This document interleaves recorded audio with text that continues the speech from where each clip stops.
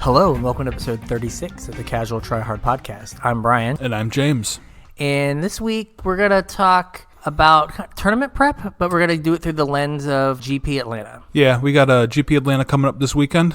And I know I don't know a ton about Legacy, the format in general, even though I do enjoy it, play it whenever I can. So prepping for this tournament was a little bit different than what we normally do. And even you, who is kind of a Legacy expert, don't spend a ton of time with the format. We can put kinda in bold and expert in quotes. Well, I put it in quotes. You did. Yeah, finger quotes. Yes. I know our last event we weren't super happy with. Yeah. And so as opposed to throwing together sideboard guides together the night before after F&M, yeah, we wanted to kind of spend a little more time prepping. We wanted to let you in on kind of like this is an idea, and I guess we'll report back next week and tell you how it went. Well, that's not always the best judge of an idea either, though. I This is really true. like your idea for prepping for this event, and that's kind of why I wanted to make sure that we threw it out there and shared it with everybody, because the way that you set this up, and I helped you a little bit, but this was basically your baby, is really interesting and gives you like a whole different look at the format. Yeah. So first of all, as usual, reach out to us, give us some ideas before we get too far into this sweet idea we had.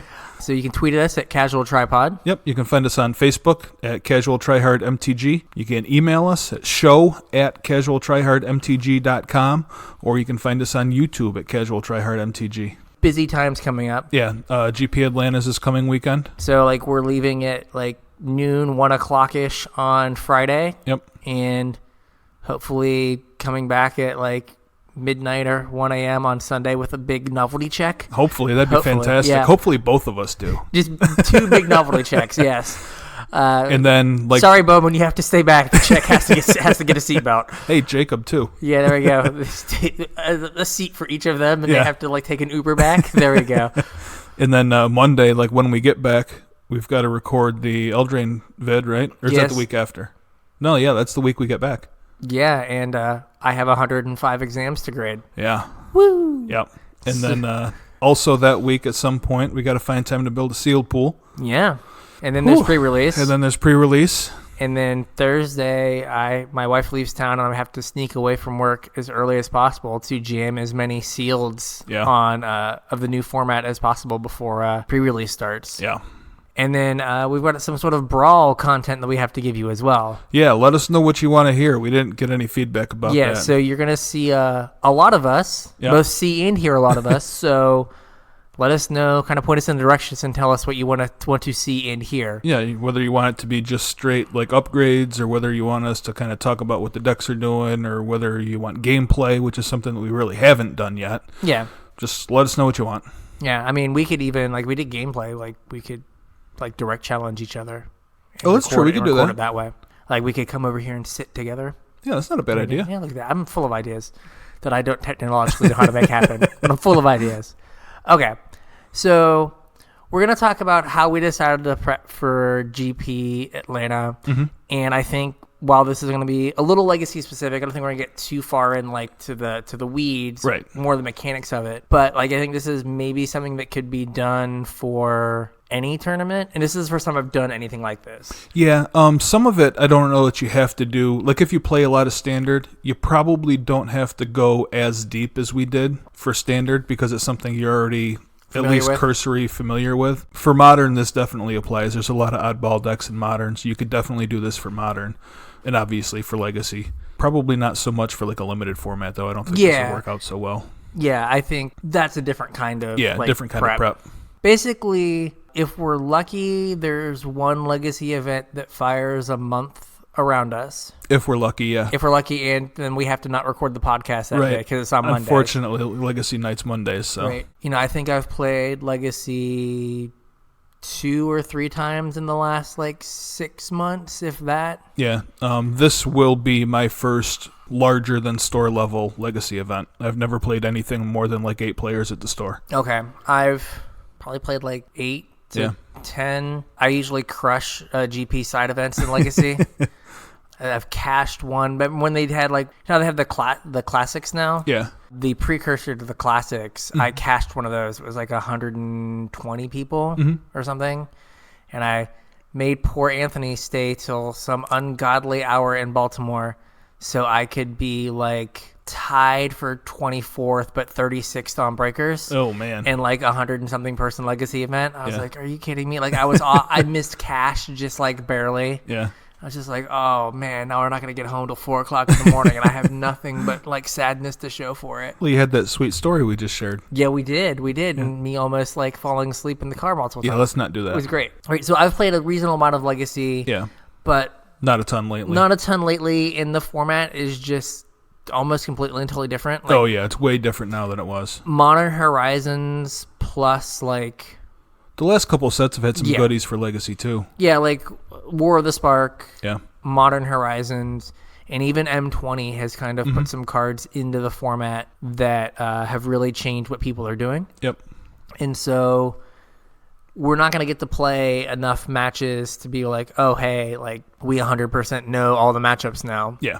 So what I decided what we could try to do is that MTG Goldfish has their metagame, and that's kind of built from Magic Online results and well, it's anybody that reports them really. So it's classics, opens, GPs, league 5-0 league results. Sometimes there's like random stores that'll throw data in there. IQs are in there. Basically anybody that reports to them, they'll show it. Yeah, so there's a big pool, and they build their metagame. Yep. And they basically they probably have the top like 20 to 30 archetypes, maybe more. They probably have more than that. It's just whatever anybody gets like updated. Whenever anybody submits their tournament results, it goes into the database. And now some of it gets kind of wonky because somebody has to go in and catalog it and say, this deck is this archetype, this deck is this archetype. So sometimes the lines can get kind of blurry as to like what's what. And there's a random typo of like death, amp, tax. Yeah. Instead of death and taxes. So there's a bunch of decks there, and it gives you some sense of the metagame. And this may or may not reflect the paper metagame exactly, right? But it gives you an idea of what's getting played. And so what I thought would be interesting would be to take that metagame profile and basically figure out what all the decks actually look like. Right. Kind of be able to look at a list, kind of identify what their plan is based on the list. And then we're playing a similar deck. We're not quite the same 75, but I think they're pretty close. I put together, I just changed it to your list last night, so they should be pretty close. We're playing kind of an aggro combo deck. Yeah. Yep. And so identifying what cards we need to care about in game one, identifying what cards we think the opponent's going to bring in. I don't think we're to the point where we can say definitively what's going to come out, right? But we can say like what's going to come in. Yeah. And then what cards we need to bring in and take out so that we can make sideboard plans. Yep. And like kind of know what our role is going to be, or kind of in each matchup. Yeah, what our game plan is going to be. Yeah. To expand on that for just a second, you mentioned something that was kind of important. Usually when people are testing, they're testing for sideboard plans and for game twos. You also mentioned that you wanted to get an idea of what to look out for out of decks for game one. Yeah. Part of that is what we had talked about the last time we did a Legacy episode. We told you guys that we have a kind of a Legacy gauntlet at the shop that are proxy decks that they lend out whenever the Legacy event's trying to fire. So we've sat down twice now with that Legacy gauntlet and gone through and just played both sides of matchups, just trying to get a feel for what a good chunk of the format's trying to do. Yeah. And what that's going to do is not only help us know what to look out for in game one, but it's also going to let us know like how to identify each deck, like based off like their turn one play. So you can put somebody on a deck. So you can know what you need to do. Right. And that's playing depths, green-black depths, but we're having a little bit of the Hogak plan. Yep. We're not full on it. It's just like Satyr Wayfinders and then a couple Hogaks to give like a plan B. Right. And to, on some level, tax removal and things like that. Yeah, Satyr Wayfinder's like almost borderline playable in the deck anyway because it finds like all of the pieces you're looking for. Yeah. So it's not really a stretch to include that. And the Hogaks, once you've kind of talked yourself into Satyr Wayfinder, the Hogaks only take up 2 more slots. So yeah, we have the A plan of 2020. And then we have the B plan of 8/8 Trampler. And there are some decks that game one can't do anything about that. And Right. if you identify like, oh, I'm playing against blue-red Delver, I have to play around like exactly one Vapor Snag. Right. Okay, I can just jam. Yeah, I mean, a lot of times it's really trivial to make a 2020 and cast a Hogak. Like, use Merit Lage to cast your Hogak. And you're just like, all right, like, you've got to deal with both of these, and you have one Vapor Snag in your deck. Yep. All right, cool. So we wanted to be able to know what we were going to do game one and what they were going to try to do against us or just do in general sideboard plan. And we have some notes about like things to look out for in the matchup just in general. Yeah. One of the other tools that we used was MTG Top 8. Yes. Which is another results website, kind of like what Goldfish does, but they kind of take it a step further, and they'll let you like compare lists to each other. Yeah, so you can set like a time frame of decks you want to like look at for their metagame, and then you also can you click on a deck and it will show you every entry. Right. And then you can just hit compare. Yep. And what it will do is it will take every list and just populate a table, and you can compare every line for like every card inclusion. But what they do is they end up with one column that is the average of all the cards in all those decks. So what we did is we went through and we built an aggregate deck. Yep. Now, there are some times where you kind of have to go this says 1, but the person either is playing 4 of them or they're playing 0. So accumulated knowledge is a card that you play 4 of or you play 0 of. Yeah. And the aggregate deck list had 1.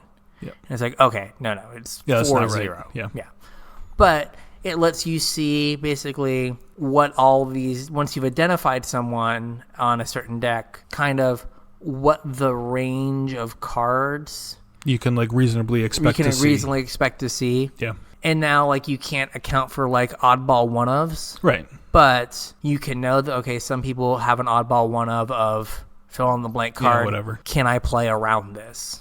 Or do I need to? Yeah, so we started with Goldfish to get the metagame. Yep. Because I think their metagame just kind of is a little more organized. Yeah, it's a little bit easier to read than MTG Top 8's was. Yeah, and so we would go from there, go find the list, and then do the comparison, and then we build out exactly what the aggregate deck would be, and then the sideboard. And the sideboard, you could usually get 8 to 12 cards that are in all the sideboards. Right. And then the last couple or whatever. Right. And so now this is what they are working with for the most part. Because I know a lot of times when I would make a sideboard guide, I would leave our little sideboard guide sheet that you can find online. Yep. Has a spot for what they're going to take out and what they're going to bring in, and then a spot for what you're going to take and what you're going to bring in.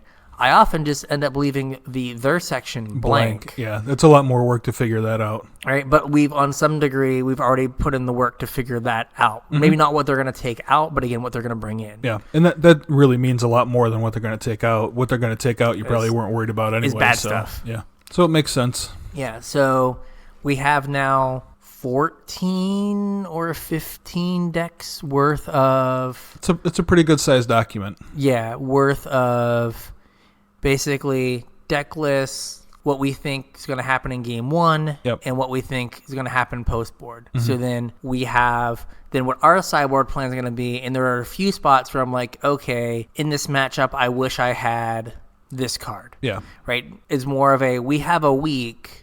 Can we think about do we want to make a change to get this card in? Yeah. Because Liliana the Last Hope is a card that I think could come in 3 or 4 matchups. It would definitely help in Death and Taxes. Yes. Is there a spot for me to find to put Liliana in? Yep.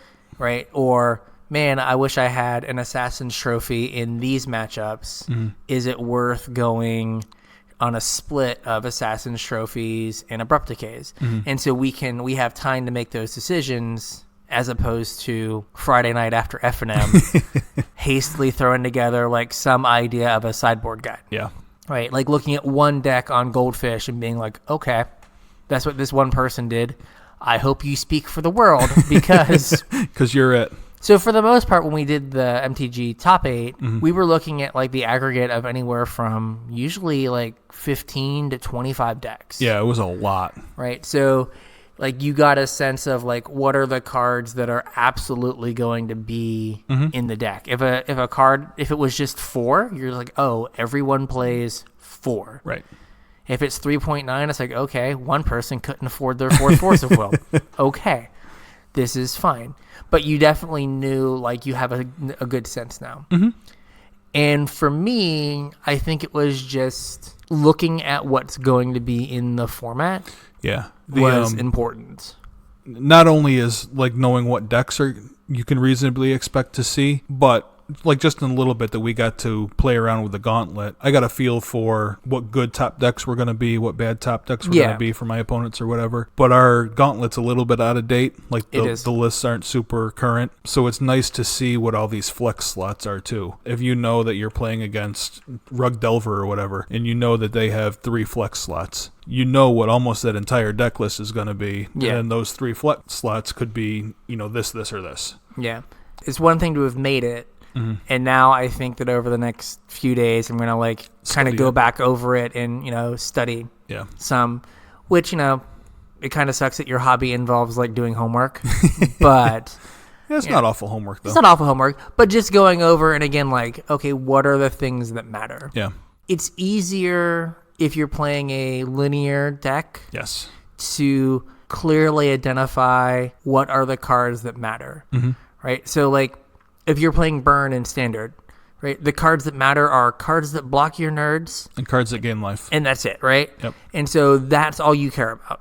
But if a year ago, if you're playing Golgari, you care about everything. Right. On some level. Because, like, you're, trying to trade 1 for 1, get a little advantage. Like, you're trying to, like, grind out little edges, so everything matters. Right. But if you're Burn or you're Mono White, right, and you're linear, it doesn't matter. Or if you're playing Kethis combo, right? Like, you're trying to assemble a whole lot of moving parts. Oh, yeah. But, like, you're trying to get A, B, C, and maybe D on the battlefield. Yeah. And then you win the game. There's not a lot of stuff that matters. You're like, okay, does this person board in Ashiok? Does this person board in Unmoored Ego? Do I care about Unmoored Ego? Yeah. Right? So stuff like that is what you're trying to figure out what you care about. But if you're playing a mid-range deck, like, it's just harder to make that decision. Maybe you're not so much worried about, like, what do I care about, or, like, how does this game play out? Right. As we talked about before, am I the beatdown? Do I need to be the more controlling person in this matchup? And things like that. Like, you can identify that with this kind of exercise. Like, oh, in this matchup, I think I want to be aggressive. Yeah. And, if you have time, then you can hopefully play the matchup and be like, okay, if I'm aggressive, here's how this game plays out. And now you're not going to get enough reps in to know for sure. But if you're like, you know what, no, this is how I think I want to play it. I'm happy with how these games have like played out. Then like you kind of have a plan. Yeah, it's basically what the whole thing is for, is to come up with a plan. Yeah, we just want to get to the point where we know, like, if we see this matchup, these are the things we need to do. Yeah. And at least have an idea, and we have time to think about it now and go like, okay, 2 sets of eyes on it. Maybe this isn't a good idea. Maybe this is. Yeah, I also think that that's the biggest thing here, is that you're never going to get enough reps with a deck. Like, it's just impossible in order to get like a perfect 100% understanding of everything the deck is doing. With something like this, with this tool, you can use this tool even when you're not sitting down playing a game. Like, you're going out for a morning run or whatever, you can be thinking about, the lists that you made, your tool, drinking your cup of coffee in the morning. You don't have anybody to jam a game with you. You can sit down and say, oh, what's the Miracles matchup look like? I can take a blank version of it. Like, I can just take one of the pages and like pull out the data and just leave the headers. Okay. And maybe put that up for people to get to. What do you think about just throwing our document out there and letting them look at it, just to get a feel for what we did? That's fine. Yeah. As I scrolled, like, the page didn't load. So how many pages is this thing? It's like 16 or 17? It's a lot. Yeah. So basically, I think we did the top 10-ish decks, and then I kind of cherry-picked a few that I wanted to have plans against that are a little fringy. But on the uptick? Yeah. So, like, Mono White Bomberman is, like, a deck that exists because of Karn the Great Creator. And Mystic Forge. Yeah. Right? So, that's a deck that has got a lot of screen time. Yeah. It's expensive, but I don't know if I would call it prohibitively expensive by Legacy standards. Yeah, no, the mana base is pretty cheap. It's just the LEDs that are expensive, right? It plays City of Traders. Oh, it does play cities. Right. Yeah. But it's not, like, ridiculously expensive. Yeah. And it's like, okay, this might only be 3% of the metagame now, but it might be overrepresented as a deck that you could, like, reasonably get into. So it's 1.5% to 2% of the metagame. Yeah. So we can reasonably expect to maybe see it. Mm-hmm.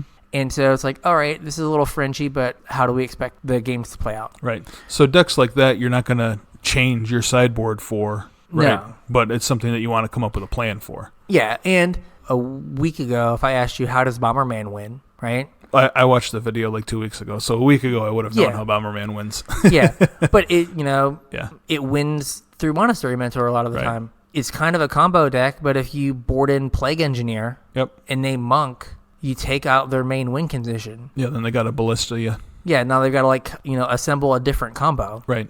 Maybe you wouldn't have brought in Plague Engineer. Right. But if you know that's how they're trying to close a game, then that's something you can lean on. Yeah. So, like, just things like that, little things where you can be like, oh, now I know how this deck wants to win the game. Yeah. And like you said, it's a fringy deck that you don't see all the time, but that has gotten a lot of screen time lately. So. Yeah. And another thing is, so I think we're apparently both on Cabal Therapy. We talked about this card before when we talked about Legacy, right? Yeah. You have to name a card. Yeah. Right? So if you can identify what someone's on and know, even if just in the back of your head, like, oh man, like, what does this deck play that I care about? Yeah. Right? And be able to name it. Maybe you get a hit that you wouldn't have got otherwise if you hadn't taken the time to figure out that, oh, they only play one of this card I care about, but they play 4 of this one. So I should probably name the 4 of. Right. So things like that, where this is going to help you. So like I said, the sections that I kind of had put up, like I said, so cards that matter game 1, what they were going to side in, and we listed the cards that were definitely in the sideboard. Yeah. And then we kind of went through and said, okay, these are other cards that are possible. If they decide that their plan is to do X and Y, they're going to bring in these cards. Yeah. Be mindful of it. And then for our sideboard plan, we had what we wanted to bring in, and for our card, we would say this is specifically for this card or this interaction. We would then also lay out in spots like, I think this matchup is about this, or I think our role should be this, or all right, we're going to try to jund them out and just like make them top deck, and we're going to top deck 8/8s and ways to make 20/20s, and they're going to top deck 1/1s and ways to look for cards. Yeah, hopefully. And then like, these are the cards we want to cut. And sometimes it'd be like specific, like, okay, I want to cut these cards for these reasons, or trying to get it to a point where we have a coherent plan. Yeah. And like I said earlier, having 2 eyes on it is better than 1. So I was coming up with, these are the thoughts I have. And then like, I'm not sure about this choice or this choice. What do you think? Yeah. And I know I went through and added a whole bunch of notes to it. And so I'm hoping that Thursday evening we can definitively have pretty much, this is what we plan on doing in these 10 to 12 matchups. It's another thing that you kind of touched on briefly that I just want to kind of reinforce is that when you're coming up with your sideboard plan, that's what it is. It's a plan. And that's why I like the notes in here that it say like what a specific card is for or what you're trying to do in the matchup. Because a lot of times that's more important than take these 6 cards out and put these 6 cards in. When you're playing the matchup, you kind of get a different feel for like how it's going, and you can make adjustments to your sideboard plan kind of on the fly. Whereas if you were just looking at a list that says -2, -1, +3, that's a little bit harder to make adjustments to. Yeah, sometimes sideboarding is as simple as bring in the card that blows up red and black things against the red and black deck. Yeah. Right? But sometimes it's bring in these 3 creatures, cut these 2 removal spells and this other creature, and now your deck plays more aggressively. Yeah. So now you've got to change how you're playing in the matchup. Or now you play more controlling, so maybe you don't want to attack with your creature, your 2/2 on turn 3. You want to block with it. Right. And if you don't realize that these changes have made you better in the long game, right, and you're trying to trade 2 damage for 2 damage because you're used to being aggressive, you miss the point of that sideboard change. Correct. So just being able to say, like, I think our role now is X, and these cards help us do that thing, it's fine. Yep. Right? Or I think we still try to combo people.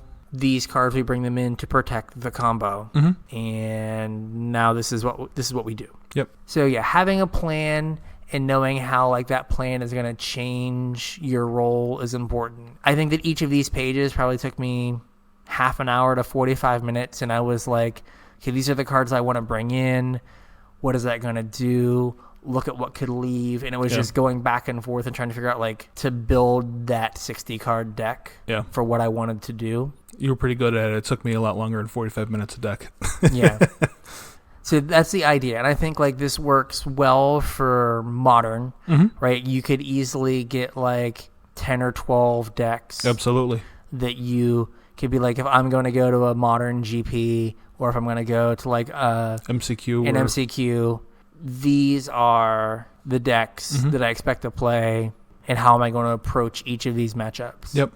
And to an extent, like once you've done some of this work, you won't have to do a chunk of it again. Yeah. Like flex slots always change, but typically the cores of decks don't change. Yeah, like the Delver decks, you know, they've moved around a lot, but really, like I think we said this before, all the blue decks are, you know, 35 to 40 of the cards are the same. Yeah. And then like the last 20, usually, you know, probably there's 12 of those that probably don't change. Yeah. So you're looking at maybe 8 slots if it's like a big shakeup to the deck. Right. But realistically, like 3 or 4. Yep. It's like, oh, what is the new hot thing? So like, for example, again, we can't play everything, right? So you can read content, watch videos to kind of make up that like gap. Yeah. Right. And so I was looking for a deck list and just randomly stumbled upon someone's Twitter account that had a tweet of someone in a Dark Depths Discord. Okay. That they had like laid out like all the changes to the format that were impacting Dark Depths and why Dark Depths was going to have problems this weekend in Star City. Okay. Right. And it was like, oh, the Delver decks can't beat us. Yeah. So now they're like putting crop rotations and Caracases in their deck. Yeah. So like that was not something like that was even on my radar. Right. Before I read that. And it was like, oh, like me just looking for information for a deck list got me to this like random like piece of information with like, here's a photo of my Thoughtseize showing 3 crop rotations against my teamer opponent. Yeah, that's a pretty crucial piece of information too. So. Right. Yeah, so you're like, oh, okay, so this is something. So if I'm going to bring in Pithing Needle, it's not just for Wasteland. Right. I have to keep in the back of my mind that maybe they Caracas me. So now that's something you have to like worry about. And like when you watch a video, you can watch like a video that's not the deck you're going to play. Like you're never going to find like 7 videos on your exact deck the week before your tournament. It's going to be like up to date with like everything that's happening now. Unless you're playing Jund, because right now Reed Duke is jamming Jund videos. Yes. He's put like a video out every week for the last month. Yeah, didn't he miss the Hall of Fame announcement because he was recording a Jund video? He did. You know how he ended up in the league that he recorded for this Jund video? 5-0? 2-3. 2-3? Oh, no. Yeah. Oh, no. He missed his Hall of Fame announcement to go 2-3 in a Moto League. Oh. But he was playing Jund. He was playing Jund. Tarmogoyfs and Dark Confidants. So he was, maybe not Dark Confidants, but he was happy. Yeah. But, like, you can watch a video, and, of course, you're watching the side of the person recording it. Yeah. Right? And watching whatever deck they're playing. But you also need to watch, you know, the other side. Yeah. And be like, oh, I didn't know that deck did that. Or what would I want to draw here if they had this? Like, what would I want to be trying to do in this spot to try to win the game? Yep. Right? So you can, like, watch the video not just from the side of Andrea Mengucci and his video, right? And him playing some deck like you're never going to play. Right. But you can also like watch the other side and be like, oh, I didn't know that Delver played that. Right. Or, oh, that's how Blue-Black Death Shadow operates. And things like that you might not have seen otherwise. Yeah, like how much content out there is there for Enchantress? Like almost none, right? Almost none. So if you're watching the latest Legacy video, if he plays against Enchantress, you're going to be like, oh, okay, you got to watch out for elephant grass. This is what they do with other wild growths. Like, you can like you get an idea of what the deck does. What they're trying to do. I've actually made a Merit Lage on turn 2 against my Enchantress opponent and just looked at him and said, please no elephant grass. And he's like, I don't have any in the main. I was like, all right, cool. Okay. I kill you now, right? Cool. I was like, please no elephant grass. Like, we both know what this is about. It's about you drawing a random Visions enchantment with a cumulative upkeep. But yeah, just knowing like, oh, this is something I have to worry about. Or like, oh, this is how Elves works. Right? If you watch like an Elves video, you're like, oh, I didn't know this is how Elves worked. Yeah. Now, if you watch the recent Manguchi Elves video, that's not how Elves work. No, that is not how Elves works. Yeah. He cut some pretty key components to make that work. The guy went 5-0 with it, though. Yeah. Yeah. But, nonetheless, you can watch the videos and think about what you would want to do in that seat with your deck, or just learn how, like, another deck works. Vince, better known as Pleasant Kenobi on the internet, played mono ley lines. Yeah. And deck was god-awful, but you watch it and you can be like, oh, I see his opponent's playing a real functional deck. Yeah. Oh, so that's how that works. So, like, just taking time to, like, watch it critically and think about, like, what you would want to do. Or, like, okay, if they had these things, how do I win from this spot? Right. Now, granted, you don't have your board, but you can think about, like, what are the ways that I can win? What are the things I need to see and have on my board to make this what work? Would you like to top deck? Yeah, exactly. And so that just gives you, like, an hour-long video. They play 5 matches on Magic Online. If you were to play that at the local store, that's 5 hours. At least. And to see like 5 matches in an hour is helpful. Yep, A+ good time. Yeah. So this is definitely something that I think Modern and Legacy can benefit from. I think Standard, it's a lot shorter. Yeah. Right? You end up probably doing like 4 or 5 decks. Well, also, like, Standard's a little bit different story, too, because especially our listeners, all of you have probably spent at least some time on Arena. Yes. In which case you know what Standard's about. Yes. Because you listen to us and because you play on Arena. It's not like a format that you might only play a couple times a year. Yeah, but I think it's also beneficial to, if you're going to go to that tournament that's important to you, kind of like whatever level, to be like, you know what, I want to take an afternoon and really think about what I want to do. No, absolutely. Right. We have the story from years ago now, Mardu Vehicles, when we like slowly came to the realization that like, oh, this sideboard plan we saw where they were bringing in like Fumigate and just wrathing the board in their creature deck over and over again made a lot of sense. And we went from like, this is an awful idea to let's play 1 to we ended up on 3. Yeah. Right. And just like thinking about it and getting to play the matchup and having 3 or 4 days to think about it, we weren't going to do that sideboard plan. I know Anthony won games. Yeah, just because of it. He fumigated green-black 3 times. Yeah. And I was like, oh. Are we doing... They board that... His opponent was like, do they board that in? It's like, indeed, they do. Let's fumigate you again. Right? I don't know if they do, but we do. We do. And it worked. Yeah. Right? But we wouldn't have, like, gotten there. Like, I think it was probably like 2 or 3 days of like, this seems dumb. Yeah. Well, maybe it's not so bad after all. Right? And if you give yourself the time to do that, that's important. Like, maybe we would have come up with a different Hogak sideboard plan. Yeah. If we would have like had the time to like had the like cute like transformational sideboard, but I think we tested it exactly like 3 times and decided against it. Yeah. Like we got exactly like 3 air quotes data points. Yeah. And we're like, well, that seems a little too far out there and no one else is doing it. So let's not do it.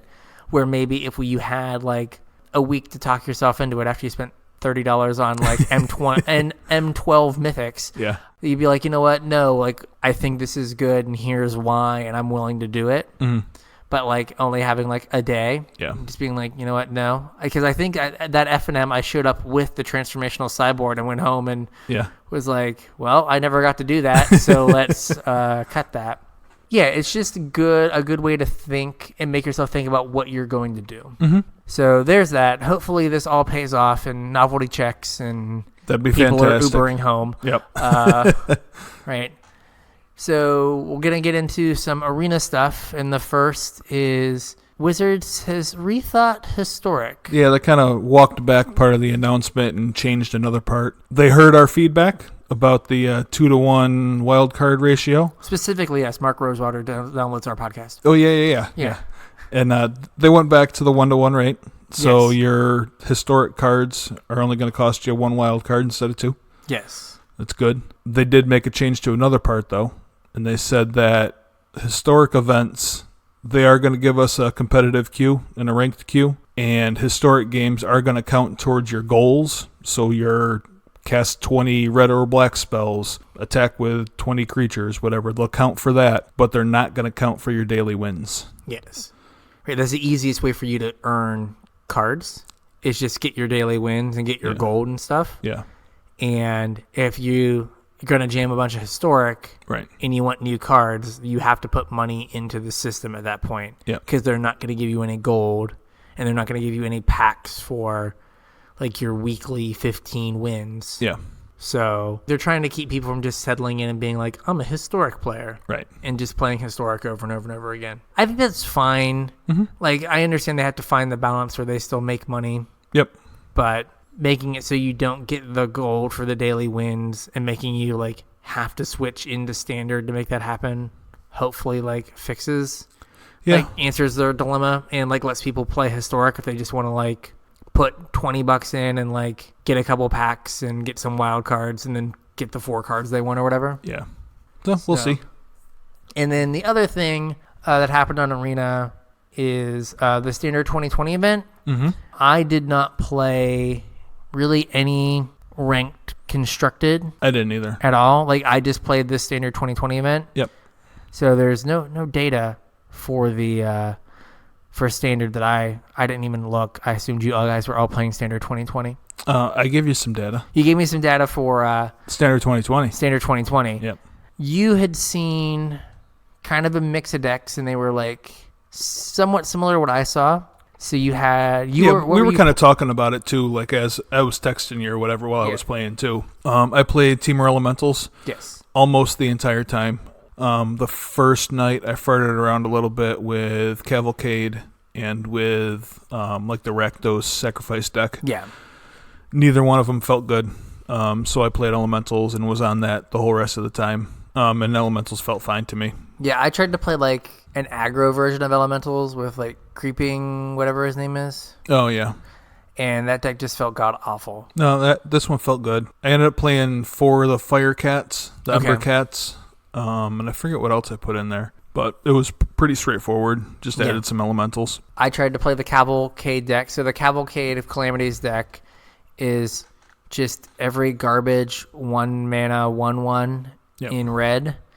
And then Ashandra's Fire or whatever. The Chandra's Spitfire. Yeah, Chandra's Spitfire. Right. So that when you attack, you pump that up and then you kill them. Yep. I lost some games on turn 4 to just that. But a lot of times it felt like if you got a blocker for it or you stabilized it all, the game just kind of ended because they weren't able to like push through a lot of times. I tried to play that deck and like I kind of looked, but I didn't look super hard for lists.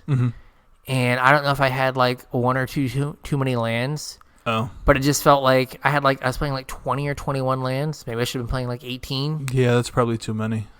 And maybe you found a paper deck. Maybe. And it just seemed like, well, I didn't look for a list. I just kind of like threw it together. And maybe like I have the like issue of still like I don't want to play 18 lands in standard. But it just felt like I would flood out and then there was like nothing I could do. It was just like, oh, well, my top 4 cards of my deck weren't good. I guess I lose now. Yeah. Like, oh, you played a blocker. Interesting. So I tried that, and then I settled into, for the most part, like a blue-green ramp deck, where I tweeted out my original list. I made a couple little changes, but I was just like ramping into giant things. I think I made a small change where I started playing Arboreal Grazer. I don't know if I had it in that list as a way to block stupid Cavalcade. cavalcade creatures. Yeah. But I noticed as the week went on, I felt like the cavalcade deck just kind of fell off. Yeah, it disappeared a little bit for I sure. feel like the format adjusted. Like this was like just a like study in a metagame. Yeah. Right? Like at the beginning, no one knew what they were doing. So cavalcade was good for like 2 days. Mm-hmm. And then as it went on, like it seemed like I started seeing a lot of Field of the Dead. Yeah, I really didn't Golos. see many Field of the Dead decks. Like Field of the Dead, Golos, and then like they were playing Deafening Clarion and Gates Ablaze, and so there were just all these like sweepers around for all your like little like red Nerds. idiots, and you get like 6 for 1, Yeah. and your Cavalcade of Calamities now does nothing, Right. and then you die terribly. Mm-hmm. And so, like, I think that deck just slowly got pushed out as people figured out that they had to, like, have some early interaction. Yeah, that's kind of crazy that we had a metagame evolution in a week for a format that doesn't exist. Yeah, it was. I mean, I did the same thing. I was like, well, I should probably play, like, Arboreal Grazer so I can block some of this stuff. Because, like, if it ramps me and I can, like, play a Thorn Elemental, I just win the game. Right. So I just need to, like, not die before turn, like, 3 or 4. Yeah. Okay, cool. Like, how can I not die? Yep, that does that. Yeah. So, but yeah, it was interesting that like things fell off. Mm-hmm. I will say that with the cards they're printing for Throne of Eldraine, and the fact that it feels like because we're not getting a dual land cycle, Right. that they are really pushing us to play Monocolored decks. Yeah. Because we've been spoiled with 12 playable dual lands. Yeah, we've had great mana for a long time in Standard. And going down to the shock lands plus half the temples. Yeah. Well, I think I made the comment to you a couple days ago about how many guild gates I've seen in this Standard 2020 Oh my gosh, event. so many. So many guild gates. Or like dismal backwaters, like Yeah. the gain life lands. Like people are just scrounging for ways to like cast their spells. Yeah. And they just started spoiling a color rare cycle. Yep. So like they have those cards plus the adamant mechanic is saying, hey, play a whole bunch of the same color. And if you're like, I want to play red black sacrifice, well, you're playing Blood Crypt and a pile of mountains and swamps. Yeah. Right. You're and definitely not playing tap lands. Yeah. Like, and if you draw like swamp, right, you're not casting any of your red spells. Like all your like powerful red, black, gold cards just rot in your hand. Mm-hmm. Like, oh man, I have this Dreadhorde Butcher that I'm never going to cast, or I'm going to cast a 1/1 haster on turn 4 when I finally draw a mountain. Yeah, you can't even cast a light up the stage to try and find some black or some red mana. Right, or if you're like mountain, and you don't get to cast your gold cards, and it just ends up being like awkward. Yep. Because I had a few times where like even like blue green, which has a temple and a shockland. Yeah. Playing against like Simic Flash, which was a deck that was floating around. Yeah, Simic Flash actually seemed pretty good. Yeah, they had like island breeding pool, and it's like, oh, you can't cast Furled Mystic or Sweet. Night Pack Ambusher. Yeah. Right, like you have no way to win the game because you didn't draw your second green source. Right. And before that deck had probably 16 or 18 green sources and 16 or 18 blue sources, and now it has like less than that. It might only have like 14 of each or 13 of each. So you've really cut down the number of colored sources you have, and it's way more likely that you're going to like miss a color. Yeah. And with only tap lands, like it's difficult. Like Feather.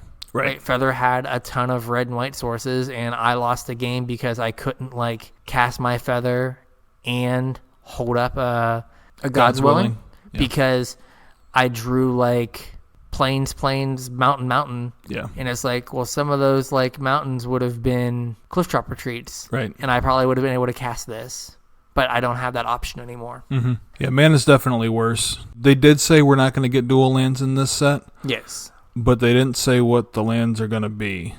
And Rosewater has been cryptic in the past on a lot of different issues. So we'll see what we're not getting dual lands actually means. Because he did say that there is a rare land cycle. Yes. They're just not dual lands. I mean, there is the uncommon night land. Yeah. The taps for like Mardu. Maybe we're getting tri-lands. Maybe we're getting some other sort of fetch land. I don't know. Yeah, like tri-lands with a drawback. Yeah. God, if we got fetch lands, like people would lose their minds. Well, they're not going to give us actual fetch lands, but like fetch land adjacent. Yeah, it's something where you can fix your 2-color mana base, because on some level, like, there's the new red card, like, was it Bone Crusher? The giant? Yeah. Right? Which is a 4/3 for 2 and a blue. No, a 4/3 for 2 and a red. There we go. 2 and a red. There you go. 2 and a red and blue are different. And when it gets targeted by a spell, it deals 2. Right.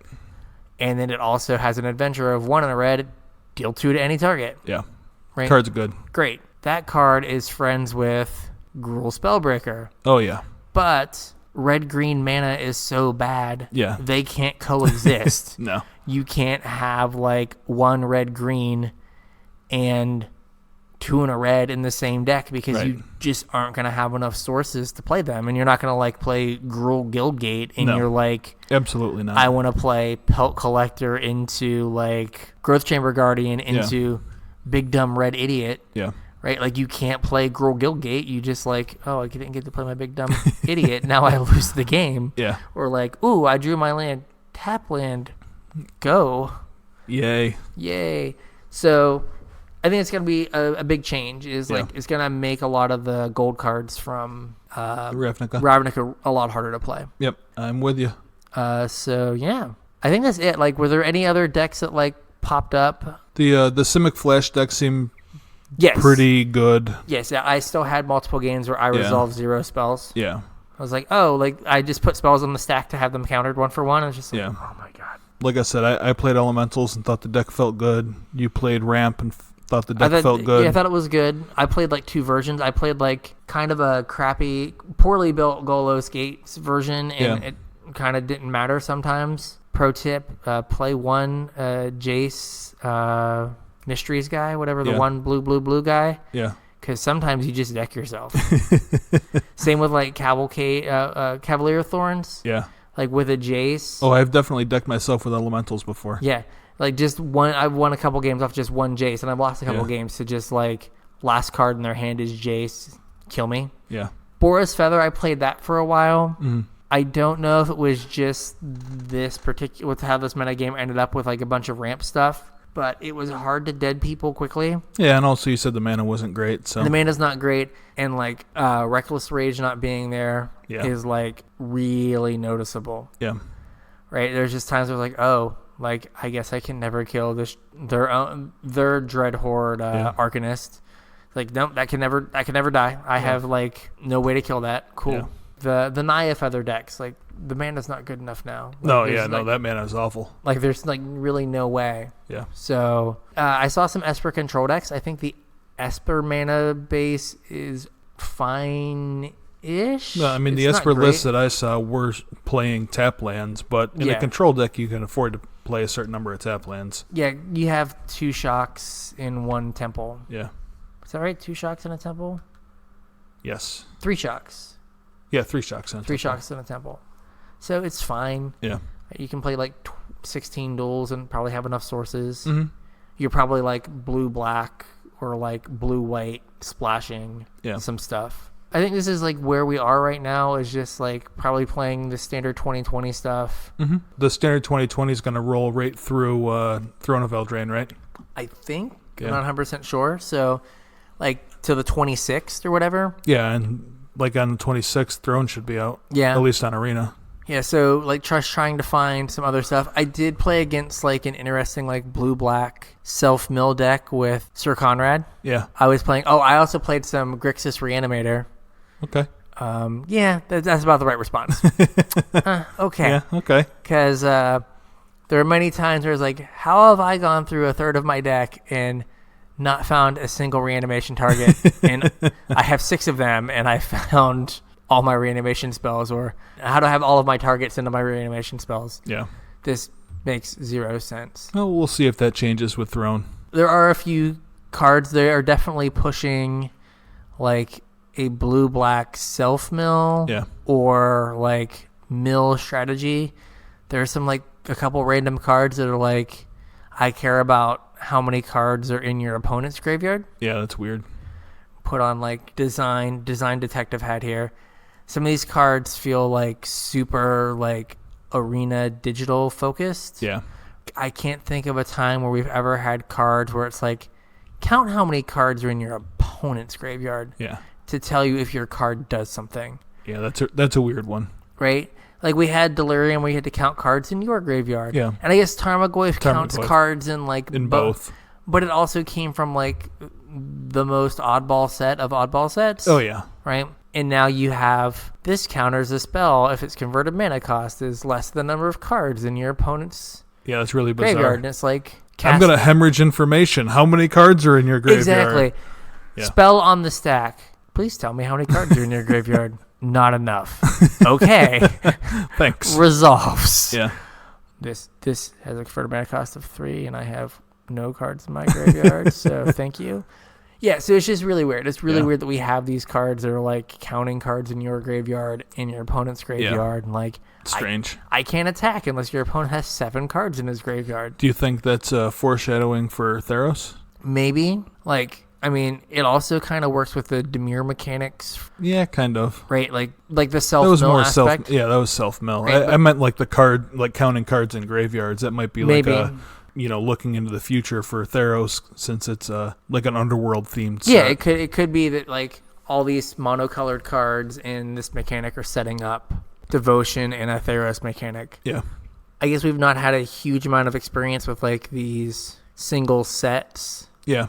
Where you didn't have an accompanying block. I got an accompanying block where you can like see the mechanics kind of work out. Yeah. And I feel like the Ravnica sets were much more like self-contained. Yeah. Like, I do these 5 color pairs. Mm-hmm. I do these 5 color pairs.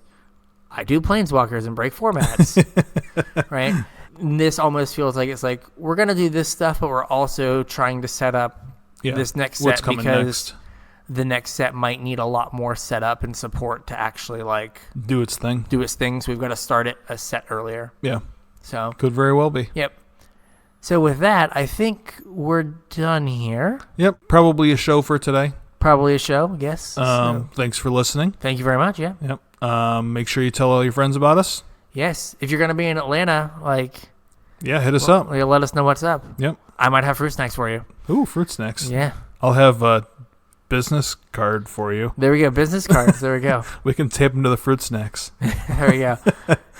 And then we've got all these upcoming shows. Like I said, give us some information on what you want to see for the Brawl Show. For the Brawl Show. Let us know. Like, I think we've done a couple different formats for the set preview. Yeah. Like, if there's one of those that you preferred over the other one, let us know. James nailing that Field of the Dead is busted. Let us know. I mean, I did nail that. You did 100%. I got Wall of Blossoms and Modern Horizons right. Oh, that's true. Yeah, that one was pretty good too. I don't think that's on the same level though. But yeah, let us know if there's a format that you preferred, and we can maybe steer back towards that. I think we've also had some newer listeners lately, so I'd just like to remind them that we have quite an extensive catalog at this point of shows. You should go back and check out some of the old shows. Yeah. There's some good nuggets in there. Yeah, some of them are like current event stuff, but some of them are basic fundamentals and things like that. Yeah, we try and sprinkle in a bunch of fundamental type stuff, so go back and check them out. And going forward, just put on your thinking caps now. Let us know where you want our focus to be in terms of arena. Yeah. Do you want us to stay more standard focused, or do you want us to do more historic stuff? We could check in on the historic format once a month. Mm-hmm. We could do it more frequently if that's something that you want. But just give us a heads up, because I think our inclination is to focus on standard. Yeah. Just because I think we kind of see ourselves as helping people transition from arena to the actual paper game. At least that's what I think we're doing. Yeah, at least that's the hope. Yeah. And so I think until there's a paper historic, it's probably not going to be a huge focus. But if you want us to check in every so often and be hey, this is I have a feeling that we're going to check in once in a while, especially if the leak that I saw last week is accurate. Which was this? You didn't see what Jesse posted up? No, what was this? Evidently, there's some cards programmed into the client already. Oh. Dad's in the list. Oh. Oh, yeah. Grizzlebrand, huh? Yeah, he's on the short list. There was like 8 cards that somebody found hidden in the program. They data mined the program. Yeah, nice. Yeah, Gristle Daddy was in there. So there we go. Maybe we'll check in with Historic once in a while. That is a fair Magic card. If I can draw 14 cards in a turn and then kill you, like I'm here for it. Absolutely. So with that, you can hit us up with all your ideas at Casual Tripod on Twitter. Yep. Casual Tryhard MTG on Facebook. Show at Casual Tryhard MTG. You can email us there. You can find us on YouTube at Casual Tryhard MTG, or you can see us in Atlanta this weekend. Yeah. So with that, we'll catch you next week. Yep. Not at F&M. We'll catch you in Atlanta. We'll catch you in Atlanta.